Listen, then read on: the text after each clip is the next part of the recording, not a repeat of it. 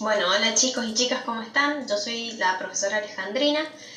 Un poco la idea es que podamos retomar la consigna que colocamos en el grupo de WhatsApp, esto de qué teorías nos sirven para entender el trabajo, un poco también esto, ¿no? Cómo pensar el trabajo.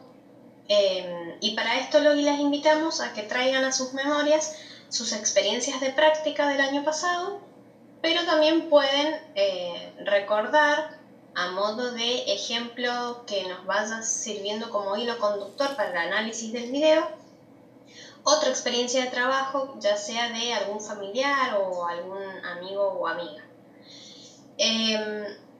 Para poder explicar cómo pensar el trabajo, tenemos que tener en cuenta que el punto de vista crea el objeto. ¿Qué quiere decir esto? Que depende de dónde yo me posicione es cómo voy a explicar algo, ¿no? En este caso, el trabajo. Porque a lo mejor hay alguien que se encuentra en un lugar, en un posicionamiento totalmente distinto del mío y va a explicar también el trabajo, pero con una mirada diferente a la mía.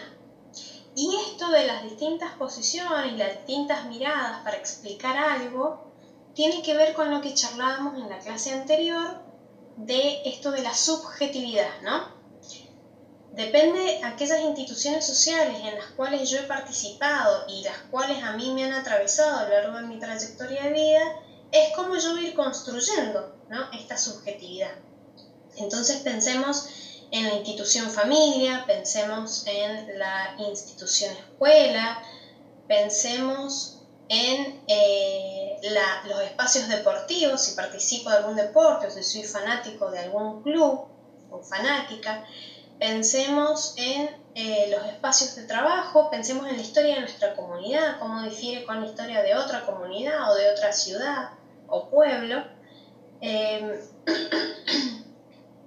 Y así distintas instituciones sociales que nos van atravesando y van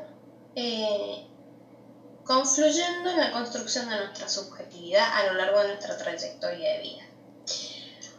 Bueno, para pensar entonces el trabajo tenemos distintas teorías sociales que nos sirven para explicarla.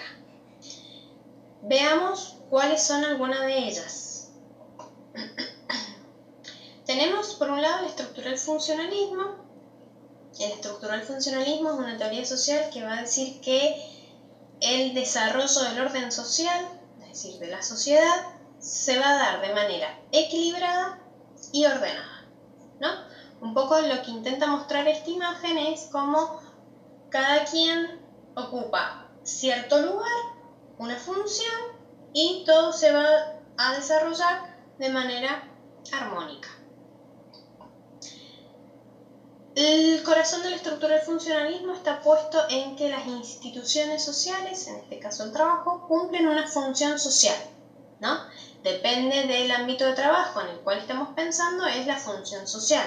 Pero, por ejemplo, si traemos alusión al ejemplo del ámbito de la construcción, podemos decir que la función social del ámbito de la construcción es edificar viviendas para distintas funciones, ya sea viviendas para personas particulares en un barrio o edificios como escuelas, hospitales, etcétera, para los distintos ámbitos de la sociedad. Y otra de las cosas fundamentales de la estructura del funcionalismo es que va a postular que no se presenta el conflicto en el desarrollo de las relaciones sociales en el ámbito laboral o en el ámbito de trabajo.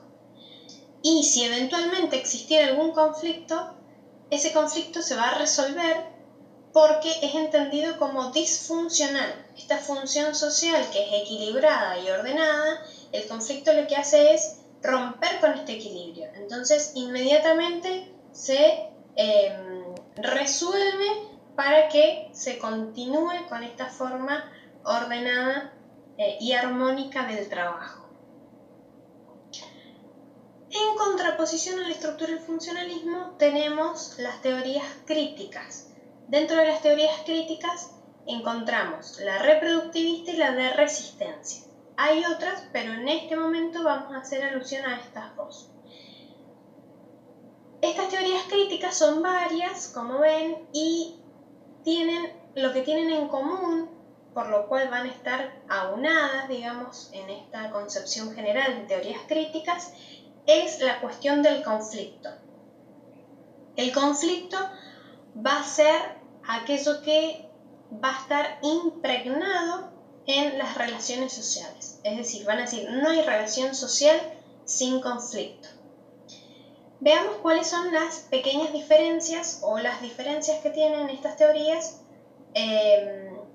y desde las cuales podemos entender el trabajo. La reproductivista va a postular que la sociedad, las relaciones sociales, y por lo tanto podemos inferir que el trabajo lo que hace es reproducir las desigualdades sociales. Veamos un poco la imagen, así nos ayuda a entender y explicar. Acá vemos un trabajador, ¿no?, que está abajo, y un empleador o jefe o patrón que está arriba del trabajador, ¿no?, como conduciéndolo con unas piolas o riendas. Y en el globito los dos dicen al país lo sacamos adelante trabajando. Bueno, pero qué diferente, ¿no?, las posiciones, los lugares que ocupa cada uno a la hora de trabajar. Entonces un poco lo que dice la teoría reproductivista es esto.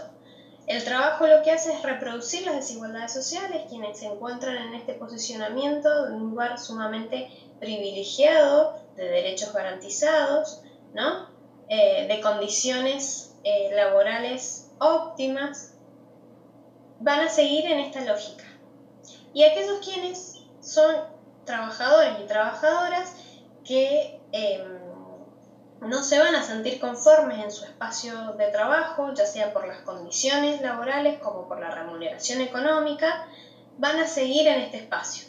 Entonces el trabajo lo que hace es reproducir casi de manera mecánica este funcionamiento de las relaciones sociales al interior del trabajo, ¿no? Como que no se cruzan y no hay posibilidad de que el trabajador y el empleador puedan equilibrar un poco esta desigualdad social, ¿sí? Y por lo tanto, entonces, los y las trabajadoras en este espacio, como se ve ahí de manera ilustrativa, van a ser explotados y explotadas en su espacio de trabajo.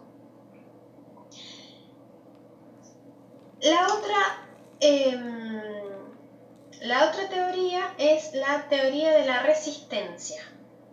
La teoría de la resistencia que lo que va a postular es que si bien existen estas relaciones desiguales al interior de los espacios de trabajo, hay una lucha de intereses, ¿no?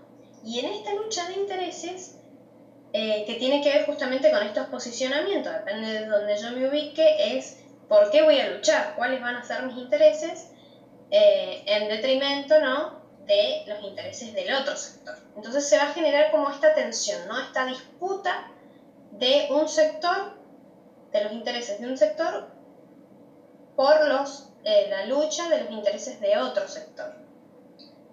Entonces lo que va a postular básicamente es que estas desigualdades sociales existen, pero existe lo que vemos ahí que dice margen de maniobra. Este margen de maniobra o margen de autonomía, ¿qué es? Es la posibilidad, ¿no?, esta capacidad de movimiento que tenemos al interior de la institución trabajo para generar estos cambios, ¿no? Sabemos bien que estos márgenes de maniobra se van a dar dentro del marco de ese espacio de trabajo. Recordemos que estos espacios de trabajo tenemos leyes, tenemos normas, ¿no?, que tenemos que cumplir. Bueno, dentro del margen que tenemos podemos generar ciertos cambios, ¿no? Y es esto lo que la diferencia fundamental entre la teoría reproductivista y la teoría de resistencia. La teoría de la resistencia va a decir, está bien, las desigualdades sociales existen, pero tenemos la posibilidad de generar cambios si podemos articular, ¿no?, nuestros márgenes de maniobra como trabajadores y trabajadoras. Que eso es una discusión aparte, pero que no se queda en esta visión pesimista, digamos, de la institución trabajo como la teoría reproductivista, sino que pone el foco justamente, como dice su nombre, en la resistencia y en la posibilidad de articular estos intereses en una demanda social posterior. Entonces, para cerrar un poco, es entender esto como el trabajo en tanto institución social. Si nosotros nos pensamos como algunas de estas personitas y entendemos que los círculos blancos son instituciones, podemos ver cómo nos vamos interrelacionando con distintos sujetos y con distintas instituciones y cómo estas van a ir confluyendo en la configuración de nuestra subjetividad. Bueno, esperamos haber sido claros con la explicación del video. Seguimos charlando por el grupo de WhatsApp a ver si quedaron dudas y vamos debatiendo, ¿no? A ver, bueno, después de esta explicación y de nuestra perspectiva y desde el ejemplo que hayamos tenido en mente para analizar el video, con qué postura nos quedamos y por qué, ¿no? Sigamos entonces el debate en el grupo de WhatsApp.